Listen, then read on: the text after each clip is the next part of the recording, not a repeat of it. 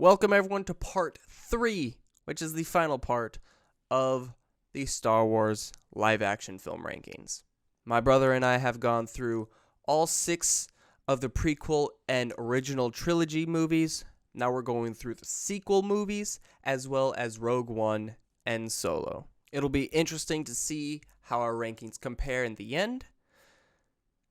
I mean, I already know that, but just gotta. But yeah, let me know what you think of our rankings in the comments below and see who you agree with more. Do you agree with me or do you agree with my brother? Also, please keep the comment section peaceful.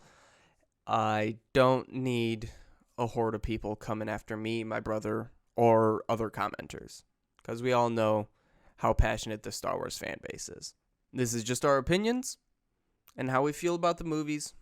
But hey, I know I didn't put this in the other 2 intros, but for the sequels, I think it's extra necessary. Well, if you enjoyed the video, hit me up with a like.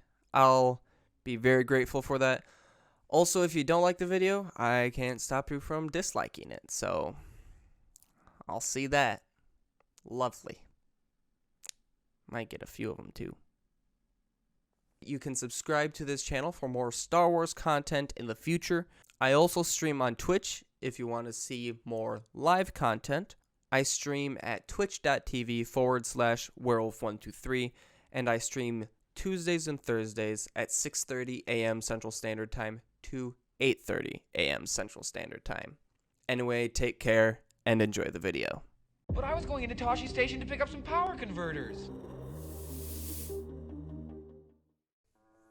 Alright, so Episode 7, the first of the sequel trilogy, which I would argue is the worst of the 3 trilogies. The sequel trilogy? Yeah. I don't know if you agree with me or not. Yeah, I think so. Yeah, kind of That's is. sad to say when my prequel trilogies are good, mediocre, And bad, and then the sequel trilogy is worse. It's worse.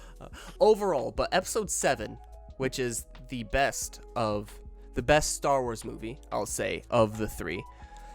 I think I'm actually going to put it at insanely good. Because, admittedly, it kind of mimics A New Hope, but that's kind of like the charm of it at the same time. Introduces new characters, introduces Kylo Ren, who is definitely the coolest part of the sequel trilogy. They introduce a defecting First Order Stormtrooper, which is an amazing idea. What they did with him later on kind of sucks ass, but the initial start of Finn is such a cool idea. His interactions with Poe, who even in the beginning of this and just throughout 7 is like a cool side character. Like the way the characters were set up in Episode 7 compared to how they were treated or used in 8 and 9 is kind of sad when you look back at it. There's always the people like, oh, Rey was so overpowered, she beat Kylo Ren. Admittedly, like, Kylo Ren got shot with a huge ass blaster bullet from Chewbacca like minutes before. Admittedly, like, he's had much more training for several years, and Rey just picks up lightsaber and Rey kind of beats him. But maybe there's like that kind of like force balance thing coming in, which I think that's probably the part of the movie that I dislike the most is the fact that Rey beats Ren. But then like the death of Han Solo, that impact on every character besides Luke, basically, which is sad. Like that impact on Star Wars in general is crazy. And yeah, I think it was just an amazing movie. So I'm not as high on it as you are. I put it under good, above Episode 3. Okay. I struggle to take a movie that, I mean, is almost a carbon copy of the original. Yeah. And putting it anywhere very good or higher, in my mind. That's fair. I think we start seeing where this was going. If we really look back on it in hindsight, it's just how expansive and how powerful everything's going to be. Like the Death Star, it was so powerful in the sequel or in the originals because it's almost the size of it's the size of a moon, Mm-hmm. and it's able to destroy a planet. But in this one, they're like, let's raise the stakes. Let's say it is a planet. It is a planet, and then it And- destroys multiple planets. Yeah, it's like, excuse me, like, huh? And even though they are able to destroy the planet, they get a shot off that destroys like 7 to what, 9 worlds. Something like that. Like they immediately they like look at the prequels like, politics. Let's destroy all politics with a visual representation. And then they do that by destroying a bunch of worlds that are like the core of the New Republic and stuff like that. Like that's never discussed again. Like never. Yeah. Like Yeah, actually. like crazy. The New Order literally destroyed 7 worlds, committed genocide most likely on all those worlds. Like, granted, I don't know which worlds were destroyed. Yeah. I think they left it pretty ambiguous because they wanted to, because they didn't want it to make a definitive answer of what worlds were blown up. Mm-hmm. But multiple worlds were destroyed, and we understand the New Order is bad, but that is significant war crimes, like very significant war crimes committed. That's like Hitler times 10. Let's be honest. Admittedly, Hitler is like specified to a specific person or a specific group of people, but like just the Nazi like kind of visuals that are given before they even do that is very interesting, and like how they kind of drew from real life. And Hux, like he kind of sounds like a Nazi officer when he's like, bow down to the First Order and all that stuff. And he's yeah. almost ready to give a sig hail out there. Big yikes. Oh man. But I mean, we'll talk about it a little later when we get to it. But because anyone in charge or affiliated with the First Order, and they were around or in experience and high leadership, when an event like that happens, there's no way to redeem them. No, not at all. But they try. Yeah, they do that. And like before we move on, because I think we kind of hit the main beats of 7, because a lot of 7 is similar to 4.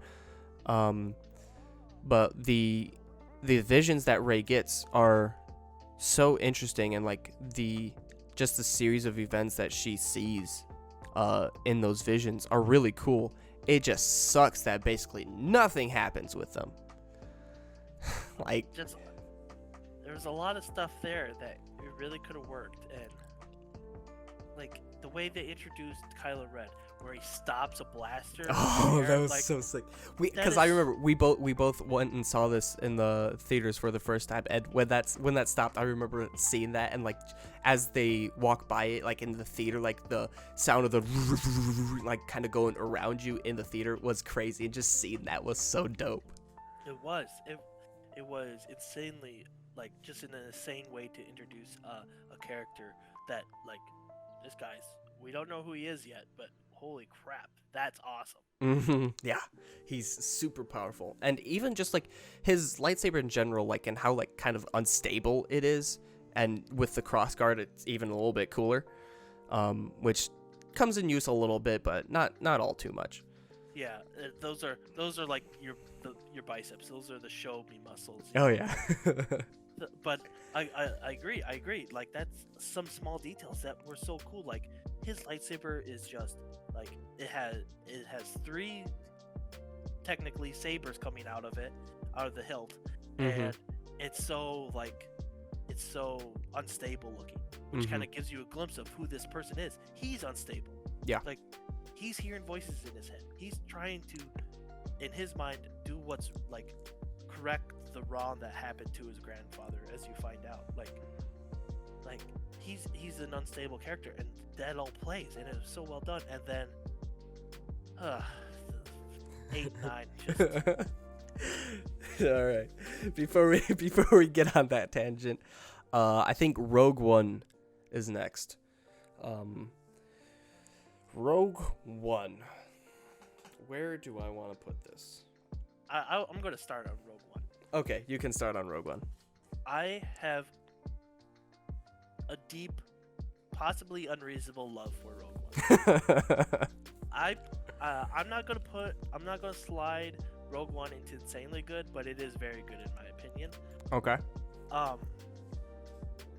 It's just like, understand that there's some problems with it, but it's just like this overarching story, like the thought of the sacrifice, and it got back to the mysticalness of the Force, like the guy who's blind, and he goes, what's it saying?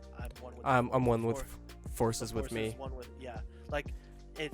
He's just saying that, and he doesn't have any like powers or anything, but he just believes in it, and it's protecting him. Yeah. It's protecting him slightly. It's not giving him like unimaginable power and ability to control things or foresee things coming, but it's giving him this aura, this mystical aura around protecting him, and you just start seeing the shift. And I'm also Mads Mikkelsen fanboy. Oh, so he's so good. Yes, I love Mads Mikkelsen in like Casino Royale. He's possibly the best Bond villain of all time. Don't come at me after that. But yeah, so I love Mads Mikkelsen, and just the intrigue where there's so much to it. They introduce characters that you kind of understand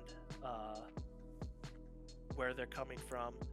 I particularly not a huge fan of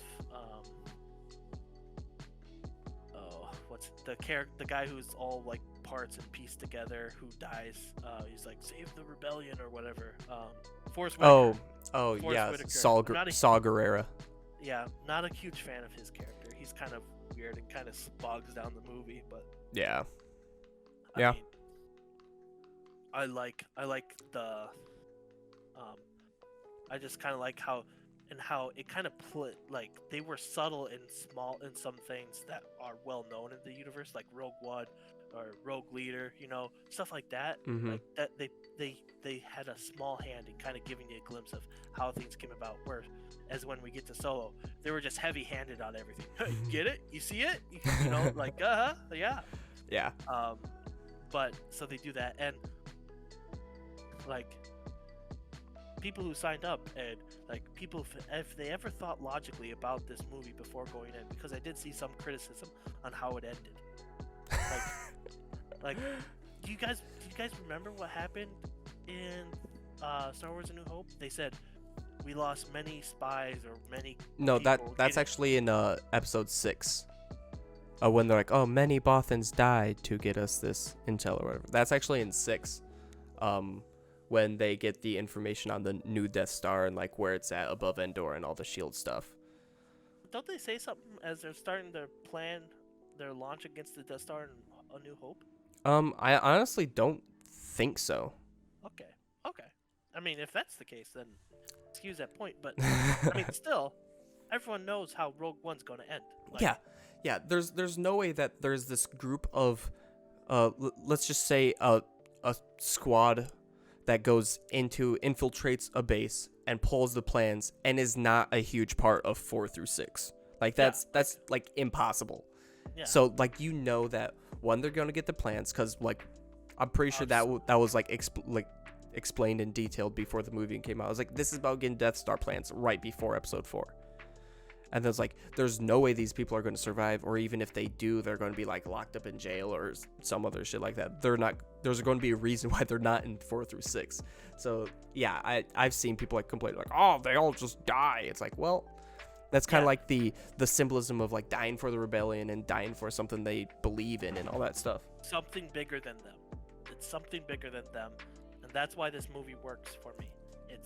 They are all achieving, like they all kind of come into this under selfish or personal reasons. However, their character slowly changes and grows, and you grow with them through the movie. And at the end, everyone is willing to sacrifice themselves or each other to get the goal that they were set out to accomplish. Yeah, and they do. And it costs them their life. Yeah, And absolutely. that scene when they hold each other on the beach as the inferno comes to them, it's a very beautiful scene. It's very Watchmen graphic novel esque. Yeah. If anyone's read it, where the comic book stand and the comic book reader on the streets of New York, very, very, very similar to that, and it's a very touching and powerful moment. Mm-hmm. And we cannot mention Rogue One without mentioning that final scene with Darth Vader. Oh yeah, absolutely. That- But yeah, the last scene is Chilling. It Yeah. gives you chills. it really Like does. the music, this is 100% where the technology is working. You give it in a dark scenario, and then all you see is the red lightsaber. You're like, oh, at that point in time, you're like, oh, I know where this is. I know what's going on. I know where this is going. And you're like, like that's how good that scene is. You know exactly where it is. You know exactly where the next 5-10 minutes of this movie's going, and you have full understanding of exactly what everything's going to happen, and you're still intrigued. You're Oh, yeah. still peeled to the movie theater, the TV, whatever you're watching, however you're watching it. You're still peeled to it. And you're like, oh my god, this is the Star Wars Darth Vader that people talk about, that people like fantasize about, because you never really get it. Yeah, no. Original, and you never see it in the prequels. Like, you get that 5 minutes of Star Wars ecstasy. Yeah, like the way they go from like, oh, someone help the door is jammed, and then the sirens are going off, all the music goes away, and you just hear the and then you see the Crimson Blade just bzzz, and then all of a sudden like the music flares up and they're like fire, and then he just destroys him, throws the guy to the ceiling, just cuts him in half, just pulls all the guns out of him, destroys him and all that stuff. And like the one thing that gets me every single time is the one guy that just like barely gets away, closes his door and just yells launch. Like the way he yells that, like that's a man that is terrified for his life. And yeah, Like, it's amazing. even when you were mentioning it and you did the Darth Vader voice, like I got a chill just thinking about it. When you did the Darth Vader voice, shivers down my spine. Like that's how good that part is. Like, Oh yeah. great Oh, yeah. scene. Oh yeah, amazing. Potentially the best scene in Star Wars history. Potentially. Yes, maybe the most like. I mean, it's fan service. Let's be honest. It's a fan service scene, but it's the best and perfect use of fan service. Yes, 100% fan service. 100% just a fan wet dream right there. Oh, for sure. But yeah, I agree with you. I think it's very good as well, and I think it's better than Return of the Jedi and Episode 3. I think it's better than all the prequel movies, and I think it's better than Return of the Jedi as a whole.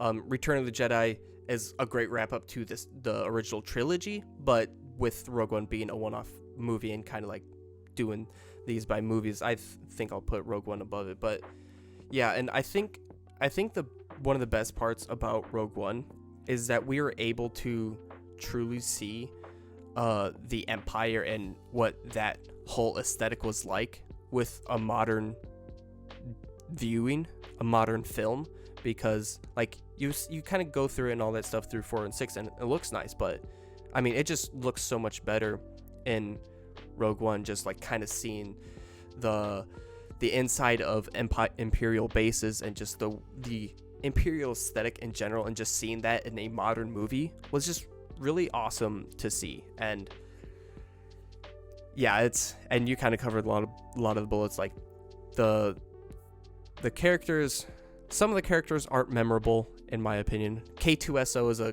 awesome robot. What's his face that plays him? Anthony Tudyk or Alan Tudyk. Alan Tudyk. Mm-hmm. Great character. I love Alan Tudyk. Everything he's in is very good. I'm actually interested in checking out his TV series on Sci-Fi, Resident Alien. No free shout-outs, but I mean, I loved him in Firefly. Firefly.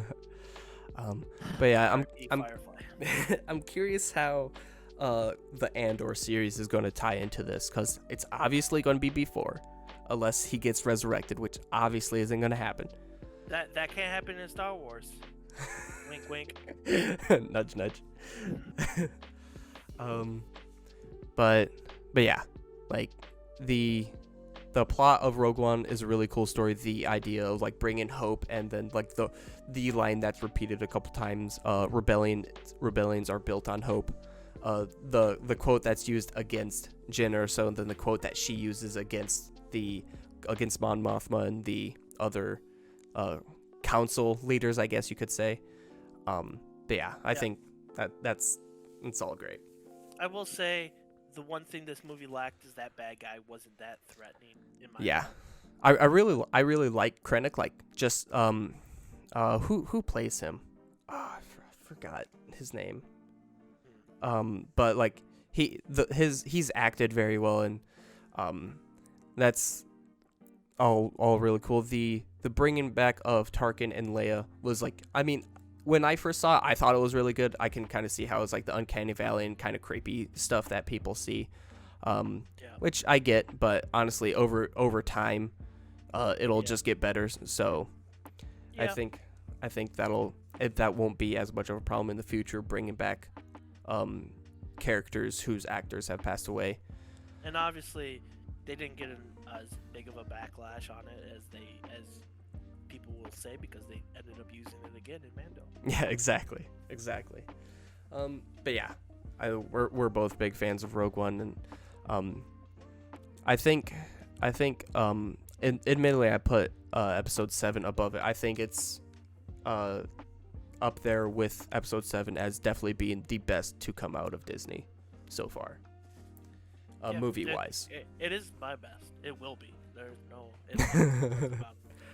All right, Episode 8, The Last Jedi. Oh boy, this is the movie. This is the movie that broke the Star Wars community. Divided everyone up into two sides. People who liked it and people who hated it, and more often than not, those two sides can't see any common ground. So that kind of ruined. It honestly kind of ruined the current Star Wars culture. Honestly, it's people lost respect. Republicans. It's literally that. Like, people lost respect for the series. They lost respect for Disney. They lost trust in Disney and the Star Wars content they create. I think people are finally getting that back a little bit with Mando, and potentially with Bad Batch, depending on how that turns out. I'm going to put Episode 8 at good. This is, even putting it at good is probably going to upset a lot of people. It upsets me. I figured it would. I think let's just get this out of the way. I can't even remember the planet's name. The whole casino planet, all those scenes. All those scenes, that's trash. It's basically saying, "Oh, zoos are bad, be nice," or whatever. Like, I mean, it wasn't just zoos. It's the high affluent class is bad. Don't trust them. They're just greedy people that are out to get your dime. And it's like, oh, look we freed them. They can live free. It's like, but now they don't know how to get food and they die anyway. So, like that's what happens at zoos. You know, you keep an animal in captivity for a long time. They don't know how to fend for themselves. You release them in nature, and guess what? They die. I think the only good thing to come from those scenes is the scene with Finn and what's his face, the hacker, who's played by what's his name? I don't remember his name, but the scene was like, oh yeah, they when Finn's like, at least you're helping the good guys. He was like, oh yes, this person sells to the bad. Oh, look at that, and the good. That was Del Toro. Oh yeah, that's right. Yeah, that seems like the best thing to come from that. But yeah, I think the Luke stuff is obviously the most divisive and the reason why people dislike this movie and people like this movie. I think I personally don't hate the idea of Luke kind of like cutting himself off from the Force, or just kind of putting himself in exile, maybe not even cutting himself off from the Force. But like the reason behind him doing it is like he's like, oh, this kid might be bad, let me kill this kid, and then it's gone in a moment. Like, I get how that could happen to people, but I honestly don't think that's Luke. And I agree with you. I honestly don't think that's Luke. yeah. I will give him props for trying something that's different. Mm-hmm. Like no one would expect this to happen. It's just the execution of Luke having a moment of weakness, having this moment of weakness where he's like, I can't believe and now I'm just gonna shut myself off. If they were able to lead up to that point in some way or form, instead of just having multiple flashbacks with contradictory information where it keeps pulling the audience in one way or another, like there's so many better ways to tell it. Like, he has a vision where Kylo Ren kills his father, where or I guess at that time Ben kills his own father, Han, Luke's best friend, and he sees the trouble that Ben creates for his mother, his sister. Like, he starts seeing this. Like, if they were able to portray it in that way, or execute it that way, where it's like an internal struggle where Luke has this reoccurring vision, reoccurring nightmare, where he sees Ben do all these horrible things, and he's like, and then he gets to the point of no return where he's like, I have to not let this happen. I have to put myself in the way of fate and not let Ben kill his father, hurt his mother, destroy that family relationship, and destroy the leaders, the people that I am most like, the people I put most value in. I can't let him do that, and that's when the moment of weakness happens. But it's still like, as they kind of portrayed it in the movie, he had that moment of weakness, but then he stopped, but Ben saw that. Yeah. It became Kylo Ren. Like, there was so many better ways to portray it than one vision, another vision. Actually, it happened this way. No, it was this way. And then all of a sudden, it's Luke has his lightsaber over Ben as a adult, or I guess teenager or whatever. Like, yeah. And it's like, the way they did it is horrible. I mean, you can go on YouTube and find 20-minute splices of Mark Hamill kind of giving you hints that he didn't really like how it ends. Yeah, for sure. And I get that. Like, I understand. This is his character. Like, Mark Hamill is synonymous with Luke Skywalker. Absolutely. However, I would say his best character he's ever played was Joker. Yeah. Joker's really great. But again, it's like, and then you get to these. This movie starts the trend of just Star Wars era, Star Wars rules being broken.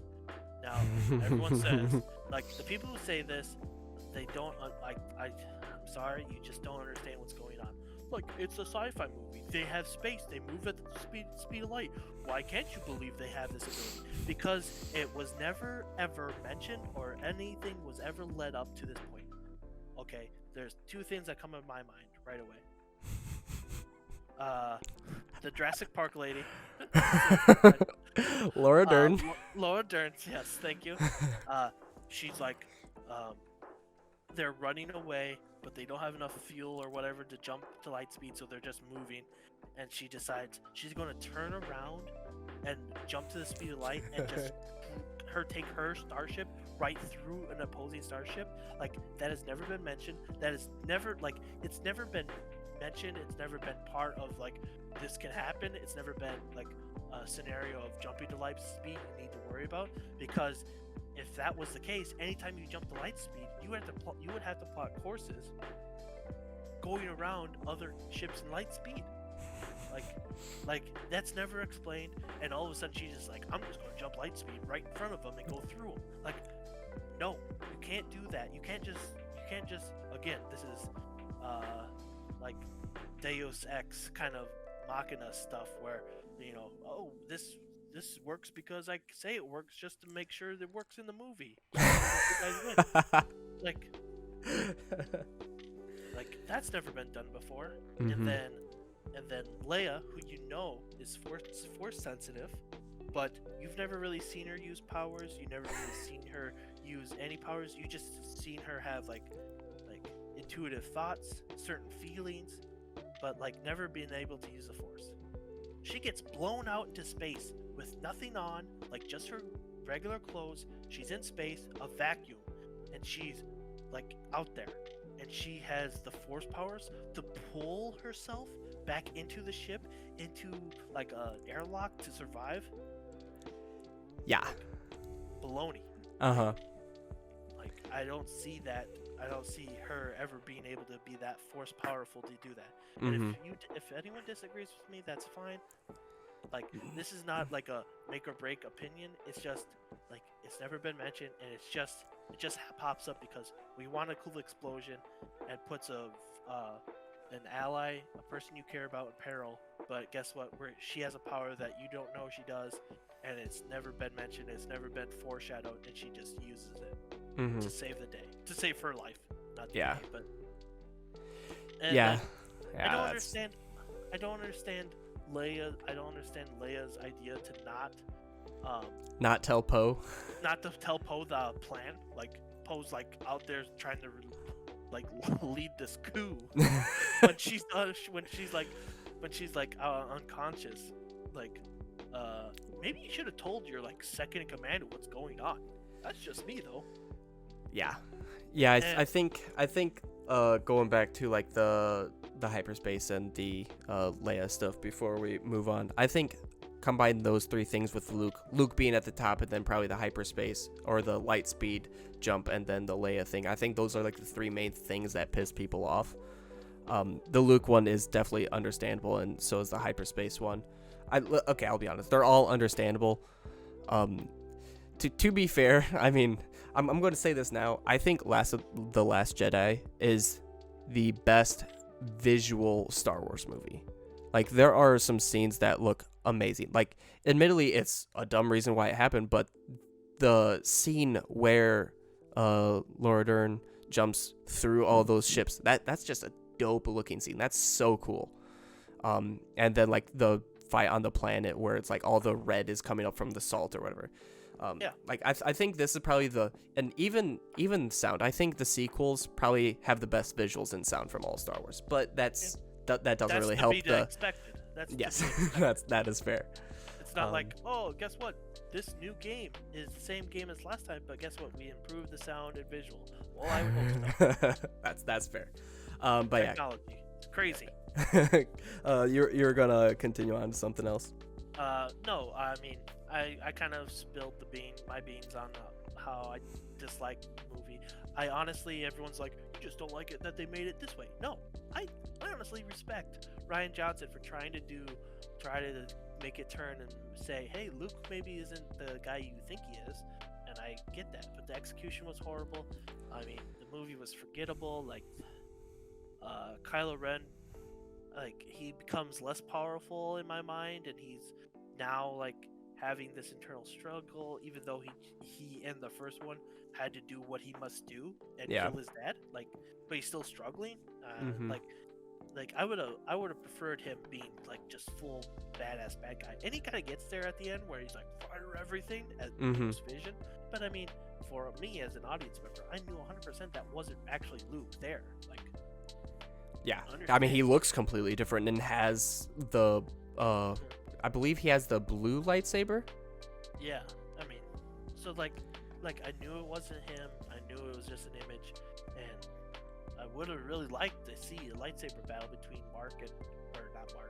Luke and Kylo Ren. It would have been cool. Yeah.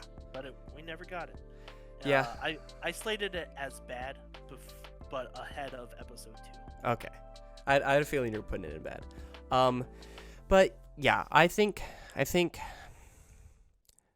with all its faults, I think what the potential with Rian Johnson's initial thought, like the initial thought was like, oh, Luke is away because he doesn't want to be there and all this stuff. Like, that's a cool idea, but I think I think the worst part is because of this, we don't get to see Luke in his prime. The only reason we saw Luke in his prime recently is because of Mando, and that was some of the best. That was honestly some of the best Star Wars, probably right behind Darth Vader slaughtering all those rebels in Rogue One. Yeah, I wasn't as high on that scene from Mando as you are, but I Mhm. mean that's a discussion for another time. But yeah, Ryan Johnson, I think he had great ideas. I really do. I really think he had great ideas. The execution of them were just poor. It's just very poor. Yeah. I mean, And- honestly, my most, I guess I don't want to say hate. My least liked portion of the film is when Finn is driving his little ship Oh, thing straight yeah. to a thing just to delay him. He knows he's not going to win. He's just there to delay him and just to help everyone escape. And I honestly thought, like, yes, that would suck that Finn's not in the last the last of the sequel trilogy. Uh-huh. But I think it kind of tied up his arc. Yeah. He was a stormtrooper. He was part of the recruitment process. He realized what they're doing was not what he wanted to be a part of. He defects. He becomes a significant leader in the resistance.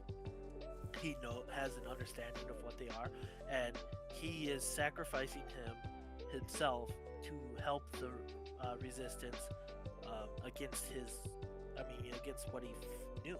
Mm-hmm. And then she comes out of there just trying to save the day, and she crashes into him so he doesn't kill himself. But as the visual shows, it's just as vicious of a crash as if he ran head on to them. It's Yeah. just now sideswipe. So you're like, oh, so now Finn's not dead, but she is. But no, she's still alive. So I hated that she interfered, and then I hated that she was still alive. And then they both got back safely and just fine. Yeah, like they were literally like yards away from all of the new order, or the first order, like yards away. They ran into each other with their ships. How did they get back on foot? Yeah. Insane. I think the best part of this is like when Snoke died, because they're kind of the way, like, he was like, oh, then he turns the saber, and like the way it's going, it seems like Snoke knows that he's turning the lightsaber right next to him, but then it turns out he doesn't, and he gets killed. And I was like, holy shit, that's crazy. They basically killed off this emperor in the second movie, and there was still probably like 40 minutes left or something like that.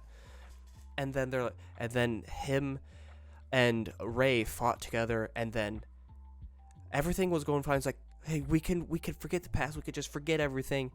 And then he's like, join me, and then we can rule. I was like, dude, if they like went off and did some like stuff in the middle where they weren't light side and they weren't dark side, they were like the gray Jedi and stuff like that, I think that would have been more interesting than anything, because no one sees that. And then he suddenly turns to the and join me. It's like, oh, okay, you're almost there, I think. No, I actually like that he did that, and I personally am okay with that. Like he was just fulfilling the Sith prophecy where the apprentice kills the master, and then True. they totally f it up in the last one when we get to it by having Palpatine come back. Like, Yeah. But yeah, man, just thinking about it more, I want to move Last Jedi down. I'll move it down to mediocre above both prequels. Okay. I'm sorry I persuaded you from No, it's fine. When it first came out, I was high as fuck on it, and you know this. I do. But just over the course of time, and honestly, just seeing Luke in Mando, I'm like, he could have been like that in the sequel trilogy, like that. It as cool as the idea of him like falling and like being self-exiling himself, which is a cool idea. Just not seeing Luke in his prime or being like the full badass Jedi Master he is, just in live action anyway, because I mean, honestly, I think they could absolutely make like an animated show between 6 and 7, but yeah, it's just a shame, honestly. Admittedly, I will say, to cap off Last Jedi, I think what he did of like kind of self-projecting himself was probably one of the coolest things that we've seen in the sequel trilogy, and arguably the most like Jedi thing is he helped save a group of people by, one, not even being there, two, not even harming the enemy. And that whole scene with technically him versus Kylo Ren, I think it's a really cool scene. I would definitely love to see them like fight in person in action, like with actual lightsabers. But him like basically beating Kylo Ren without even touching him or even being in the presence is a really cool idea. Yeah, very cool idea. I just dislike how he forced himself to death. Like literally used the force to death. This like, is that's never explained either. Like it's never explained how he used the force so much that he disappeared. And I understand it kind of goes back to Obi-Wan when he disappears. Mm-hmm. It's kind of similar to that, but it's like, yeah. Like Obi-Wan was gonna die against Darth Vader anyways. Like that's like everyone, like if you look back on that, Obi-Wan knew he was gonna face Darth Vader and he was gonna die. Mm-hmm. And that's what happens. Yeah. Where this one is like, Luke's not really fulfilling the training that you would expect for Rey. He did some really bad stuff and created Kylo Ren, and then he forced himself. He used force to project himself to stop Kylo Ren, and then he just disappears because he used the force too hard. Yeah. Pass again. All right. We still got 2 more to go, and we've been going for a hot minute. Solo.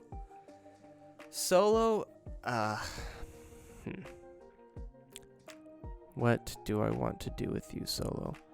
I think I'm gonna put him at good. You can start off with your explanation though if you want. Okay, I'm putting it at mediocre, above Phantom Menace. Okay. It's an okay movie. I enjoyed the casting. I think the story's kind of creative and kind of cool. I enjoy Bettany. Paul Bettany. Paul Bettany. Yep. I honestly enjoyed Emilia Clarke's character. I know that's not a very popular opinion. Yeah, I thought Kiro was pretty cool too. And I understand the struggles of casting Han Solo. I think it was done pretty well. It was just everything that Rogue One, in my opinion, was successful at, of creating these characters to get attached to for a film and showing you glimpses of the Star Wars world, but without being heavy-handed. Solo did the opposite. There's like, hey, you remember the dice in the Millennium Falcon? Oh, there's the dice. Look, we'll even zoom in on them for you. You know? And it's like, you know, I like going into this. I never was thinking. I wonder how Han Solo got his name. Oh, his name's Han, and then, what's your last name? I don't have one really because you know he's been kind of hoodlum, I guess. Mm-hmm. And it's like, and the Emperor guy's like, oh, type it on my keyboard. Let's go solo, ha ha ha, because you don't know who you are and you're the only one here. Yeah. Like, no one cared. No one cared before this film how Han Solo got his name. Yeah. No one Honestly, think about it now. I'm putting Last Jedi back in good and Solo in mediocre. I'm switching those around.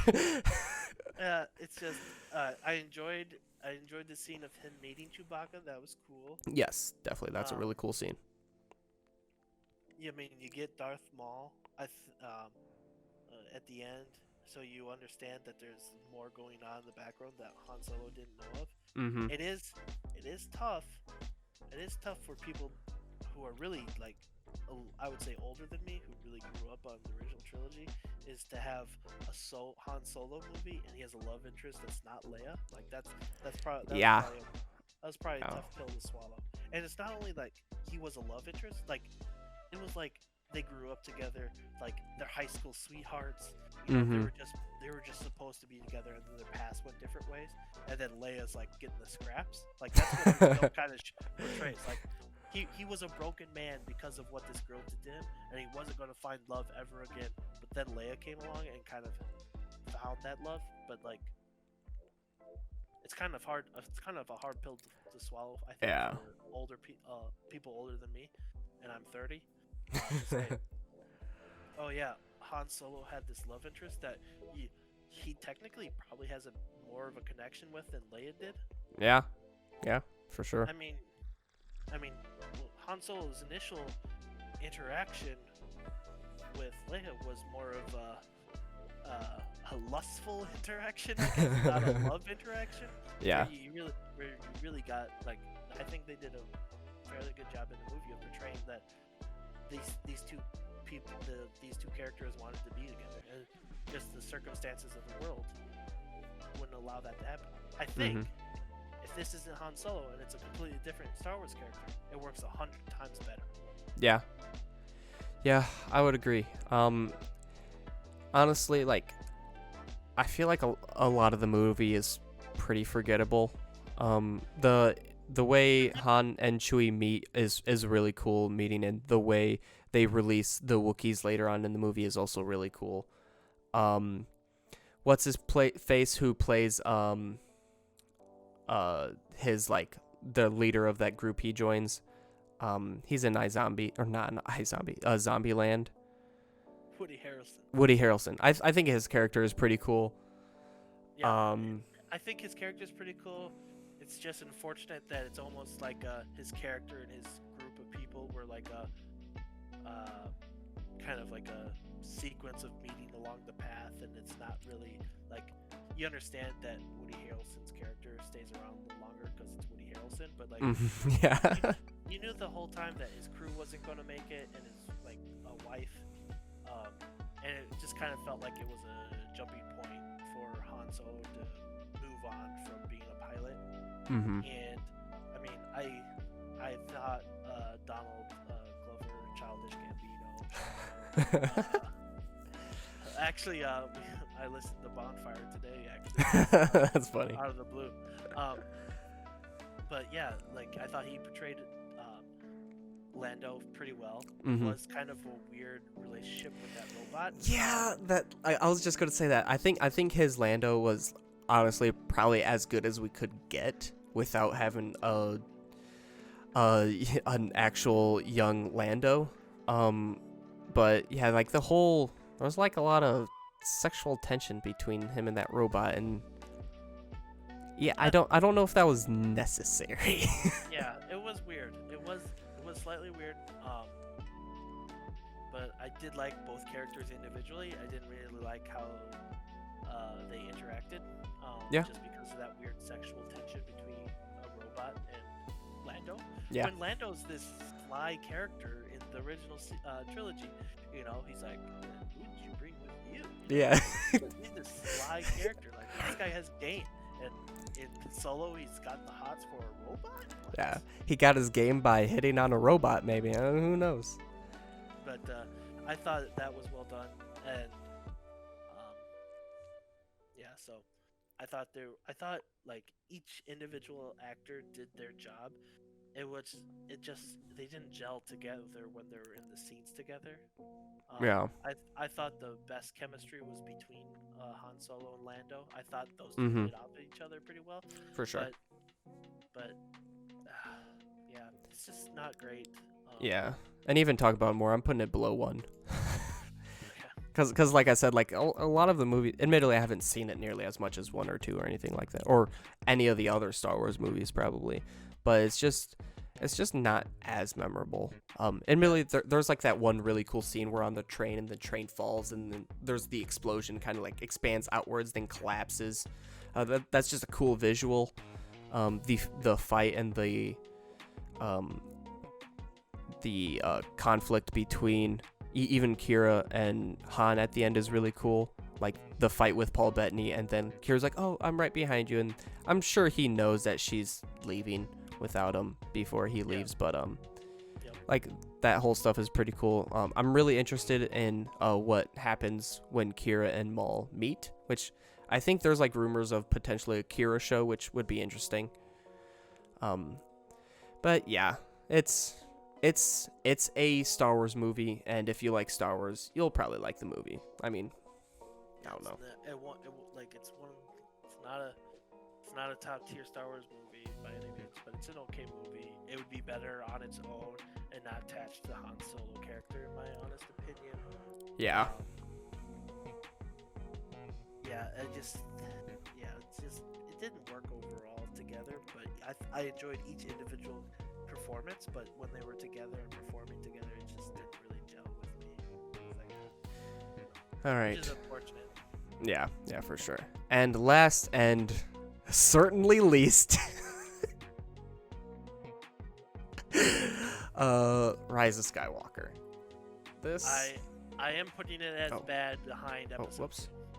Whoops. From the beginning I flipped around Ryze Skywalker and Rise of the Jedi. So whoops, there we go. I just flipped around the posters.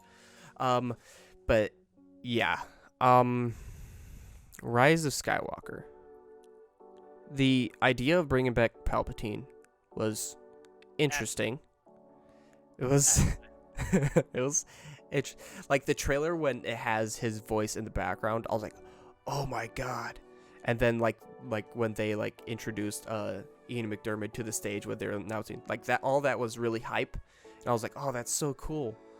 But then I thought about it, and like the way it was executed and just the way it was in general was kind of and like the whole movie is just a series of coincidences, really. It was kind of cool to see like Rey training. Admittedly, she's just like running an obstacle course because sure, I guess, why not? That's how you train. And then like she calls Leia Master. That was a pretty cool scene. And even honestly, the way Leia dies, I don't mind too much because, I mean, obviously they were limited to what they were able to work with, and like having her reach out to Ben, like as her last moment was a really neat and very thoughtful idea. But I don't like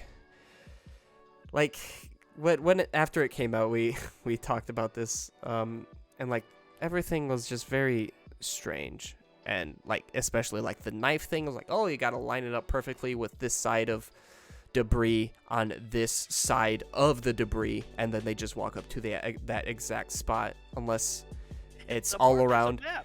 Yeah. Only if you're standing in this certain spot. And it's one. Yeah. It's one. Yeah. I'll jump in real quick. Sorry. No, it's one. Fine. It's one chasing a MacGuffin after MacGuffin, and then you finally get to the end, and like I understand,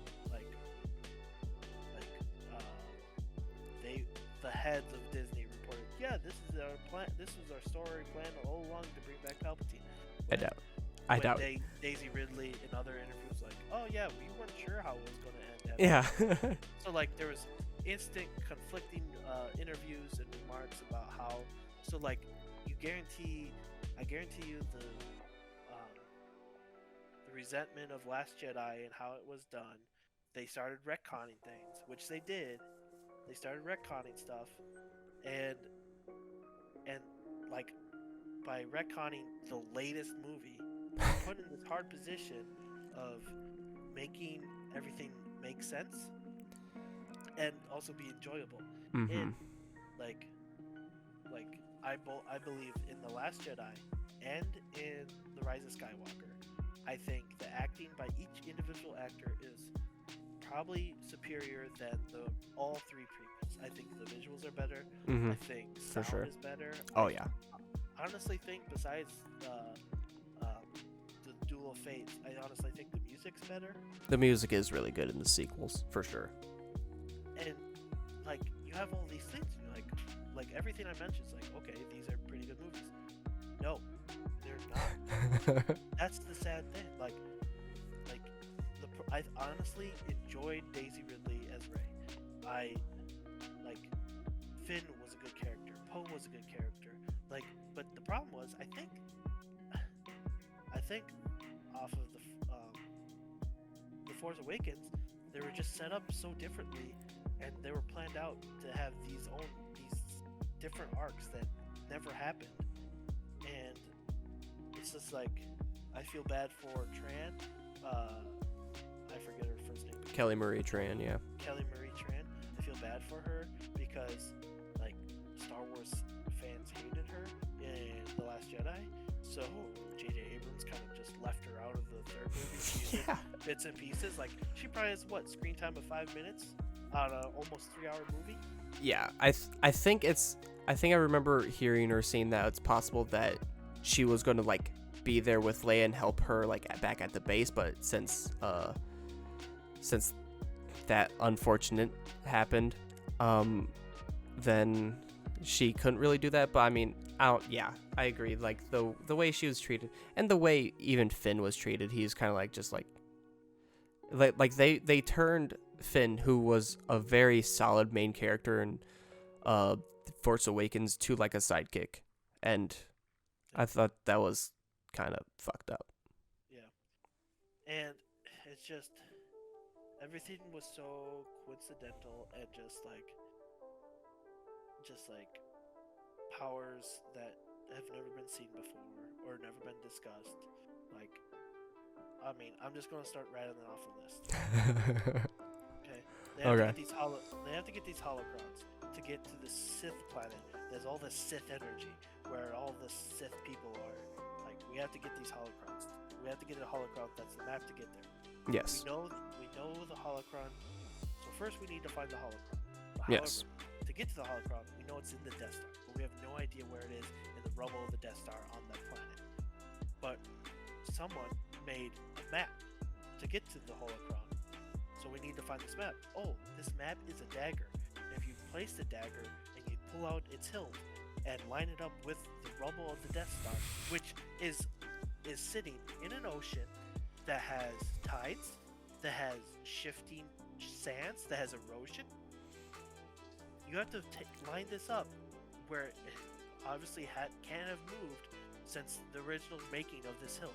And then, without any indication, you have to stand in the exact spot where it lines up with the Death Star rubble in the right angle, because God forbid if you're 10 degrees to the left or right, it won't line up. 10 degrees to the left or right from where Rey was standing, the hilt of the dagger doesn't line up, and it doesn't point her in the right direction.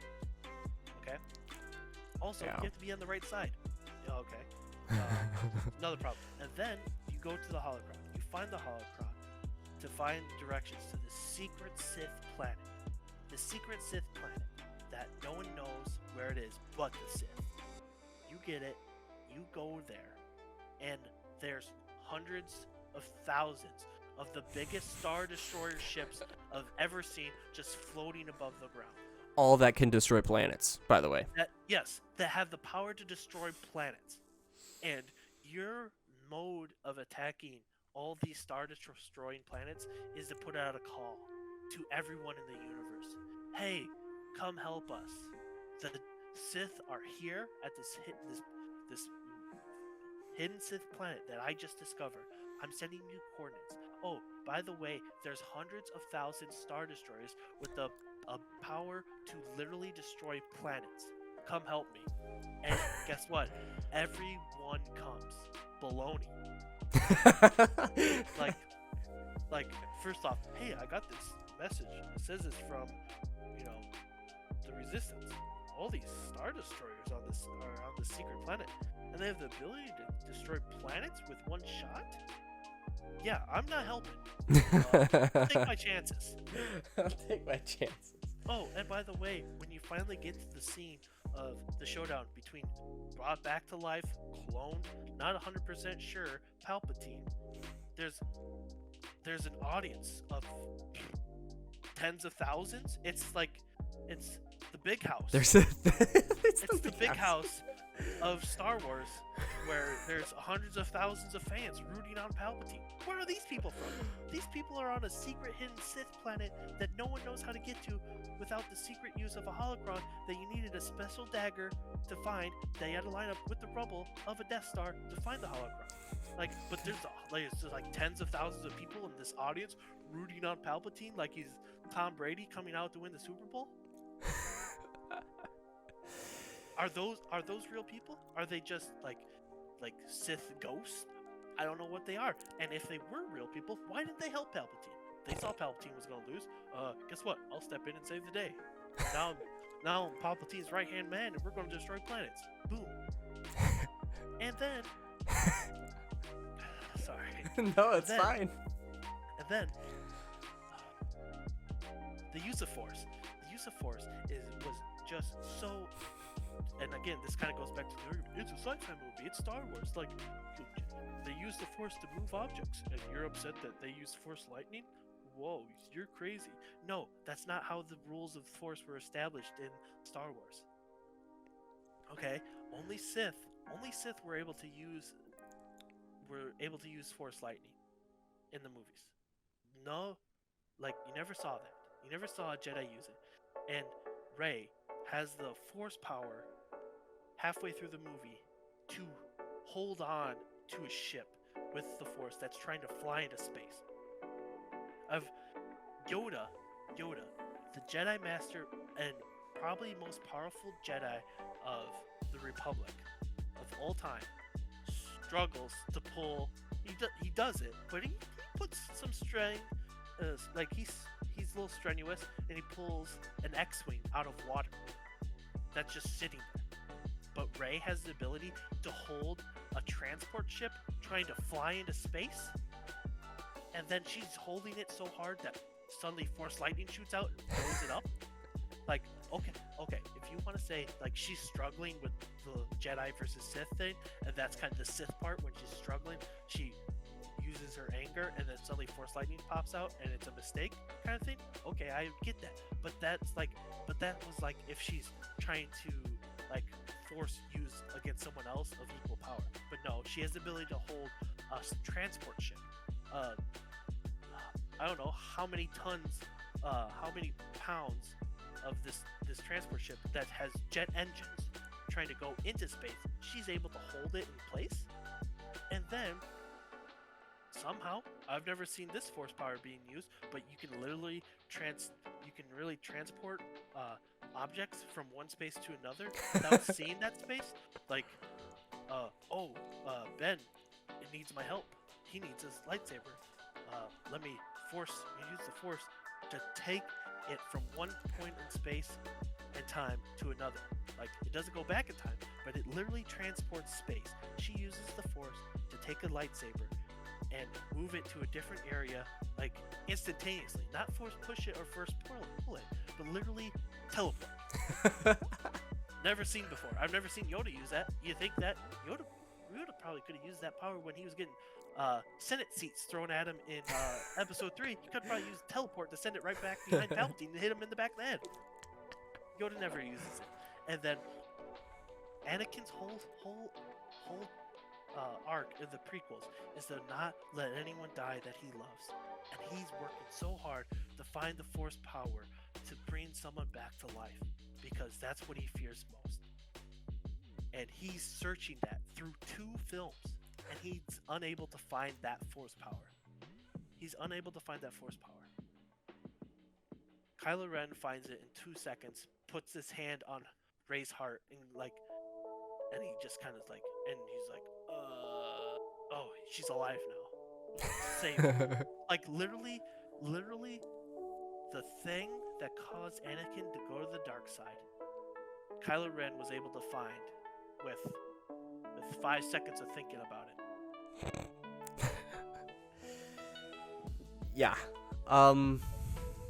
And she's I guess one more thing. Okay. She's fairly untrained. She's under Luke's training in the second episode of the sequel trilogy, and he doesn't really like training her, so she doesn't get a lot of training, but she's able to go toe-to-toe with Palpatine. I don't care if Palpatine's a clone. Palpatine's going to outuse his Force. Like, Palpatine was able to. I understand that this Palpatine's hooked up to life support pretty much, but this Palpatine was able to take on Mace Windu and like 3 other Jedis all at once, because that's how strong of the Force he is. That's how powerful he is with the Force.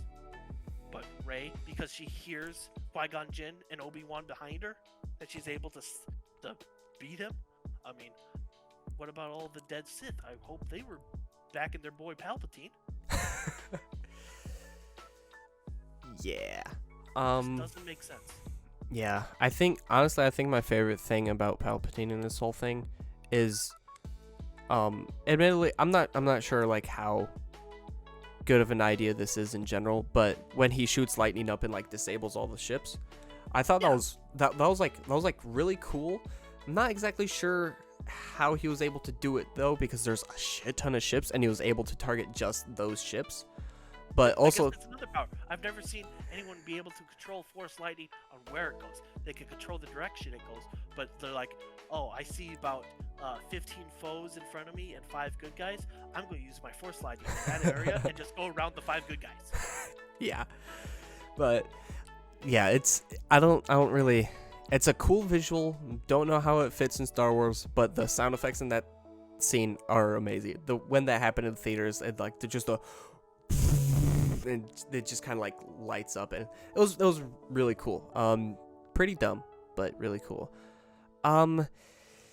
Yeah, like everything that was coincidental. I don't think a lot of people like that Rey had the ability to heal, but I honestly don't feel like that's a horrible idea. I mean, she could maybe that was just the thing that she was brought to by the Force. I mean, freaking baby Yoda can do it, and admittedly, baby Yoda's 50, but it's also a baby. Yes, I understand your argument of that being able to Force heal is one thing, and you saw Grogu be able to use it in the 2nd season. Mm-hmm. Or it was the 1st season, yeah. Yeah. So like, okay, like, so maybe Force heal isn't that obscure, but you never saw Luke use it. You never saw Yoda use it. Mm-hmm. Like, I think because Rey did it, I think they kind of like, well, it's out there and people know they can be used. We might as well have Grogu be able to use it, and I get that, like, but it's just Rey is a very raw, untrained Jedi. Maybe not even a real Jedi. Like, she's not even fully Jedi. Like, I would say, like, she's a good, but she doesn't identify with the Jedi way, I would say. Yeah. But it's just she has all these powers, and you don't know how she got them. Like, how does she learn Force lightning when she was never taught it? Like, how does she know Force heal? She was never taught that, because I've never seen Luke use it. Yeah. So and then, the way she had to know I'm Skywalker. No, you're not. You're a Palpatine. I understand you can't say your name's Palpatine, because that probably would send the wrong message to anyone around. Say, oh, she's a Palpatine. You should probably off her because she's a Palpatine. But you are not a Skywalker, and there's no way like you should be claiming that. That's just kind of a personal opinion, and I feel like a lot of people have that opinion. Yeah. By no right of their own, but it's just how I feel. Yeah, I don't see like that last scene as being that as big of a deal as some people make it. I understand it's like, oh, you can't just say you're a Skywalker, and I think for the most part it's because generally I'm not saying this is you, but generally people just don't like Rey, and they're like, oh, you can't just say you're a Skywalker. It's like, oh, I am now a McGregor, so I am Ian McGregor's brother. Like, you can't really do that, but I think I kind of get how they're like saying she's kind of like getting rid of what her family lineage is and trying to associate with another, which was like basically the exact opposite. So I understand why and that people feel bad. I just think there are much bigger things in this movie to get mad about than that final scene. Speaking of that final scene, I think her lightsaber is really cool, and it was the first time we see a yellow lightsaber in any Star Wars movie, so that was pretty cool. Okay, I will say, and then like they don't build any suspense. Like when she's so the whole reason she's trying to hold that transport ship is because Chewbacca's supposedly on it. Yep, and then then Chewbacca was on a different ship. and then she blows it up and you're like, oh my god, Chewbacca's died.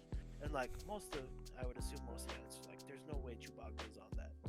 But but you don't even have to like you're not even sitting on the edge of your seat to see if he's on it or not, because literally the next scene you see Chewbacca. Yeah, this is true. That's very true. Oh, there's no way Chewbacca's on it, but it's possible. Oh wait, no, he's good. He's right there. They got him. They captured him. It's all good.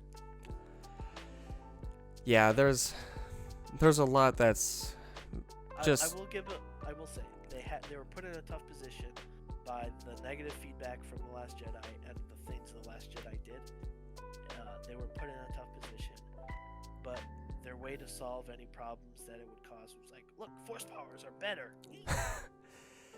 Yeah, and like I think honestly the thing that makes this movie much worse is the fact that it tries to contradict everything in Last Jedi, basically. Like, it takes time and effort to bring those things up just to like shoot them down. It's like, oh, what if we do some holdo maneuvers?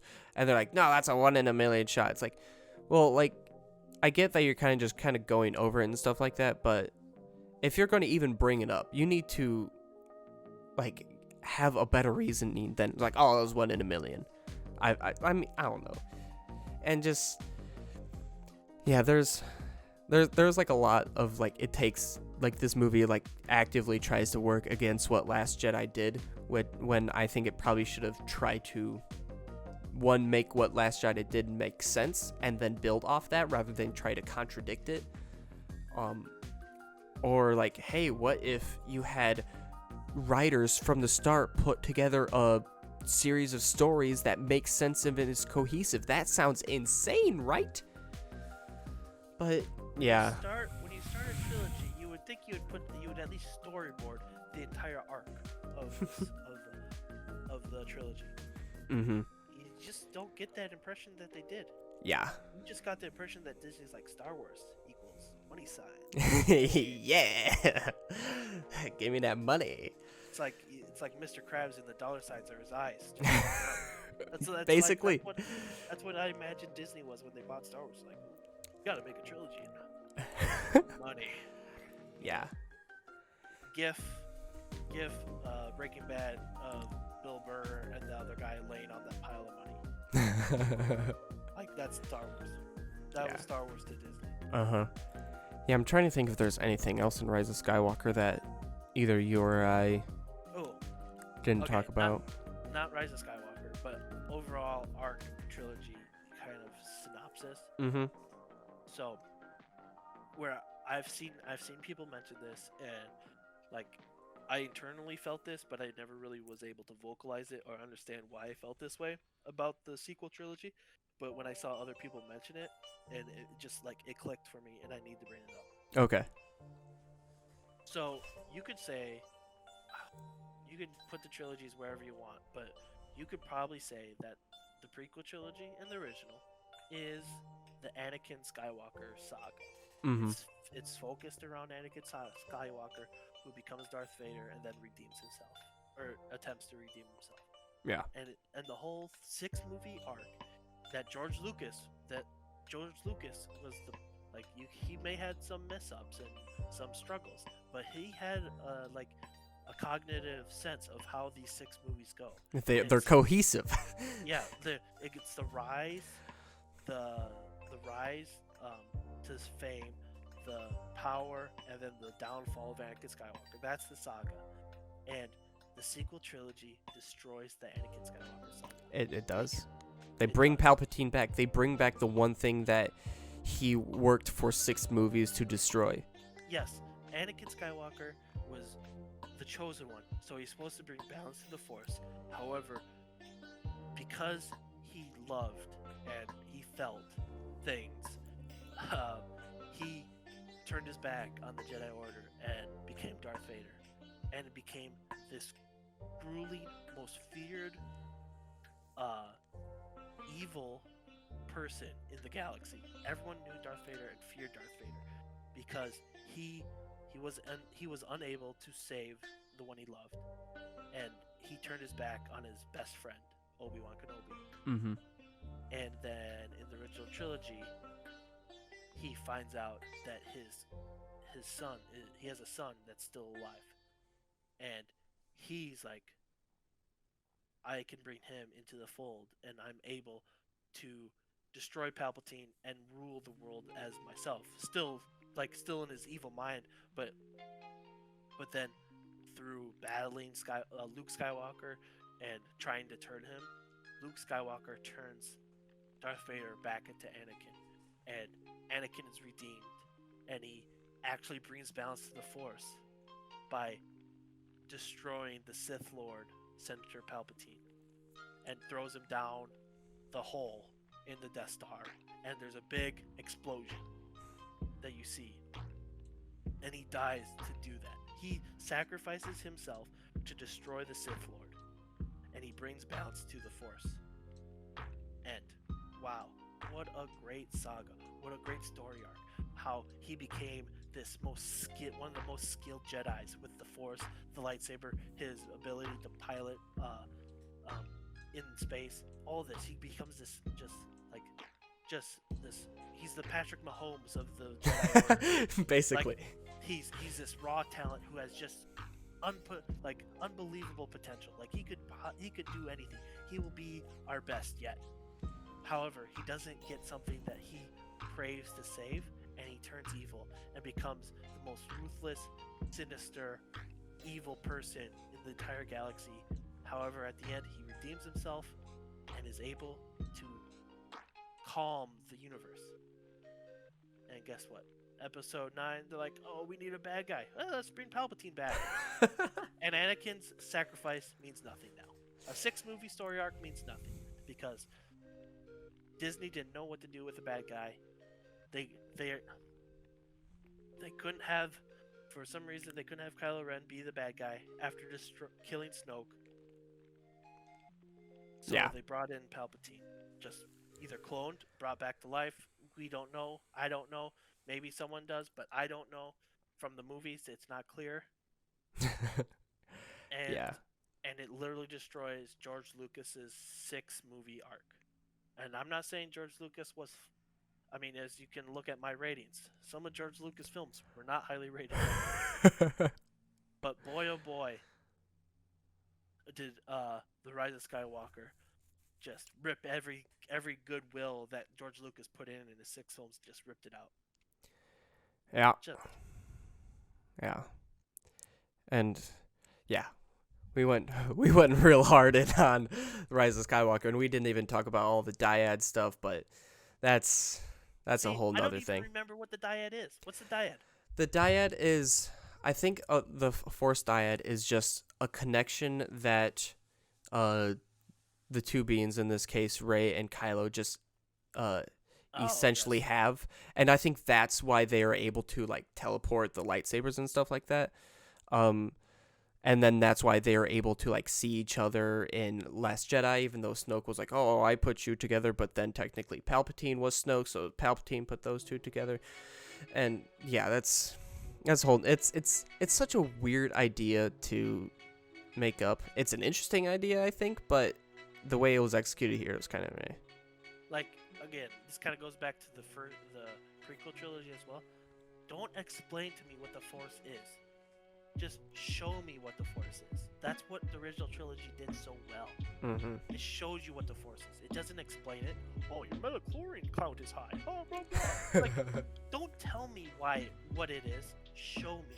And that's what the original trilogy did. And I honestly think one of the biggest mistakes in the prequels was trying to explain what the Force is. Like I don't need to be explained what the Force is. I'm in the, like, again, I kind of mentioned it. I'm in the world where it's sci-fi, there's space, there's light speed travel, there's the Force. I accept all of that. I don't need to explain. I don't need that to be explained. And I just wish that you would show me Force powers that stay within the rules that you originally set up in the first 3. And you didn't. You You tried to explain the Force in the prequels, and then you showed Force powers that seemed to be impossible in the original. And that's my two big problems with the Force in the prequels and the sequels. Yeah, there's definitely some rough moments in them trying to explain the Force rather than trying to just show it. But yeah, it is what it is, I guess, and we can only hope that anything that comes out in the future, like Mando and Book of Boba Fett, maybe that kind of bridges the gap between 6 and 7, and then maybe makes stuff like that a little bit better. Like Luke and Grogu, who knows what's going to happen there, but they better show it in some sort of show. I hope they don't, honestly. Oh, really? Like, I understand that they have to show Grogu again, but I hope they don't show Luke Skywalker again. Because, I mean, we kind of talked about it, and this isn't part of this discussion. I mean, we're already way too long in that. Oh, yeah. You'll probably have to cut some stuff. But I'll either cut stuff or make it multiple parts. But, like, I honestly hope we see Grogu again. He was doing well. I mean, the biggest reason why I know we'll see Grogu is because merchandise, baby. Yeah. Merchandise, and he lives. Yoda lived up to 900 years old, and he's only 50. So he can be in 850 years of material in the future, past, like, what is it? So like 5 years after Episode 6 or something like that. So there's so much time after Rise of Skywalker that Grogu can be in, and yeah. But I just hope, like, I'm not a huge fan of the de-aging of Skywalker. I was kind of brought out of the moment of Mando when that happened. I appreciate the moment. It was really cool. Just when he pulled down the hood, it's like, ugh. That's really cool that it's Luke, but yeah, it kind of looks bad. But I understand the problems with that. Mm-hmm. But yeah, it'll be interesting to see where they go. In Jon Favreau and Dave Filoni, I trust. Oh, for sure, absolutely. And there's so many Star Wars shows coming out. Kenobi looks amazing. Even Acolyte seems like really interesting, which looks like it's focusing on the dark side before the Republic, I believe. I think it was like at the end of the High Republic or whatever their timeline is for that. But yeah, and plus there's just so much time. There's so many time periods that they haven't even developed. Like if you look back at the 3 main trilogies, like 4 through 6 took place over like roughly 5 years. I don't remember exactly, but let's say roughly 5 years. 1 through 3 was like 15. And then the sequels was like 2, maybe, which honestly I think is probably one of the biggest downfalls of the sequels. If they made the story where it lasts longer than 2 years, I think that would have been incredible. Like what if in episode 8 that Luke actually trained Rey over the course of a year or so? Admittedly, that defeats like the whole idea of Luke kind of exiling from his Force and all that stuff, but I don't know. But there's a lot of time that hasn't even been touched in the Star Wars universe, which I think is great because then it can introduce characters that we don't even know. And even like I'm reading one of the High Republic books, which is what is it called? I think it's like the Lost Jedi, or no, what is it? It's not the Last Jedi. I'm just thinking about it. Let's see here. Star Wars High Republic. What is it called? Light of the Jedi. That's what it is. Light of the Jedi. And it's so far the book's kind of meh, honestly. But like because Yoda's so old, they can have like some connective tissue with Yoda for like 900 years before episode 6. So there's like so much you can introduce while still having a familiar face, which is very beneficial because they can go both directions from the content that we've seen and still throw in a familiar face with Grogu or Yoda just because that's their species. They live forever. Yeah, and the way, obviously, the films themselves are kind of isolated, but like,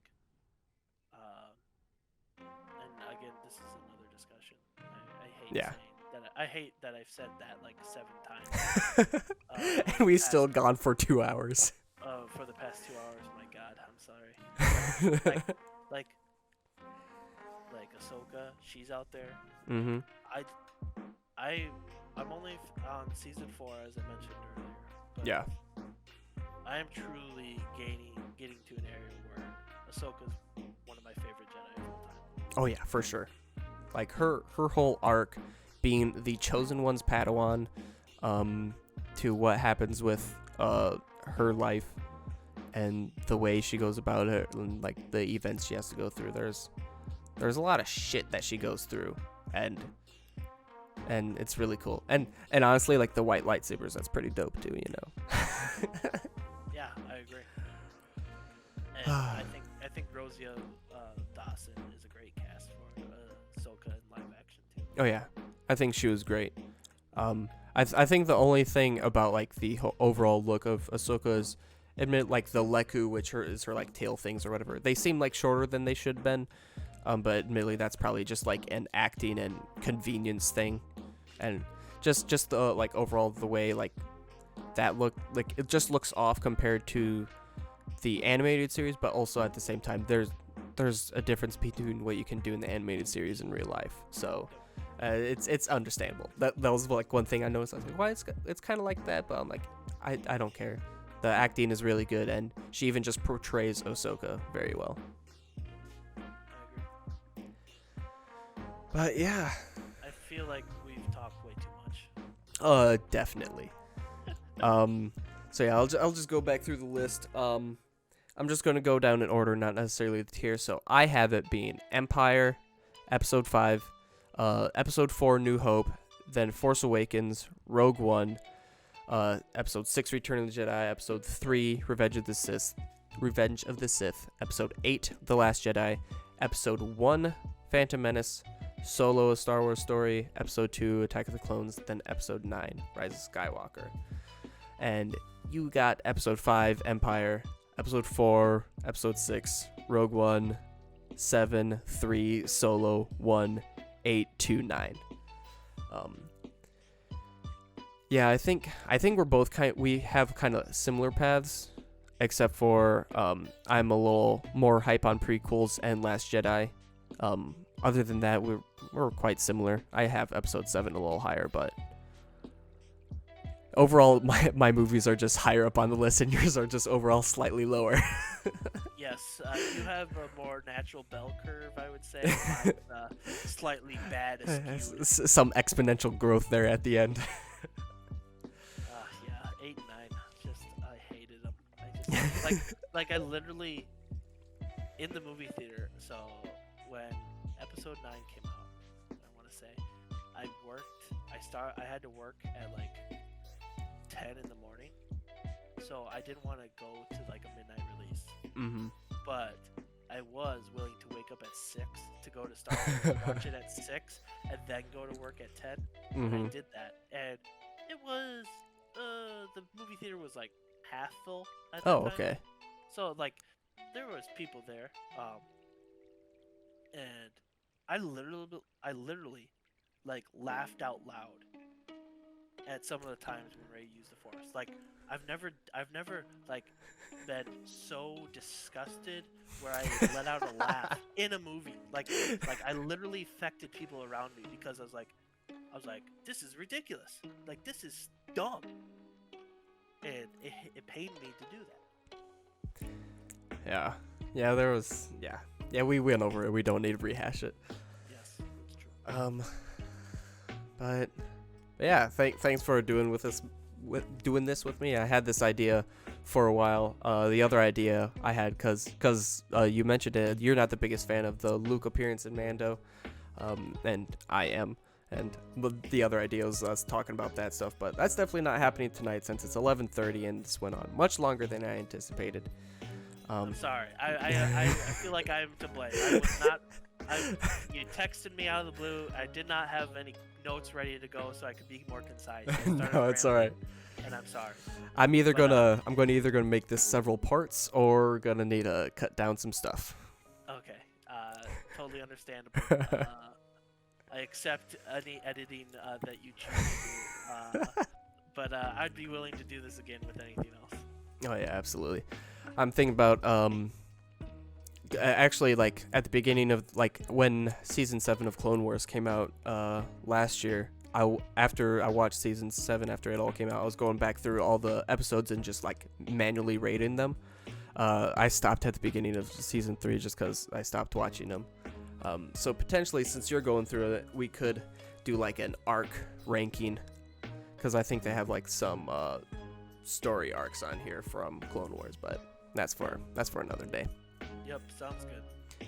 But anyway, yeah, thanks for doing this with me, and I'm sure we'll do more stuff like this and not argue, but see things differently. Discuss. Discuss. Passionately discuss and go on. Honestly, I think we might have went on like a half an hour rant on Ryze Skywalker.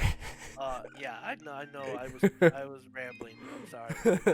I finally got it all out. Like, I've definitely had the same conversations before, but that was just with in person or over the phone conversations with you or anyone else who would oblige me. Now it's officially going to be online for everyone to see. And probably blast me, but I don't care.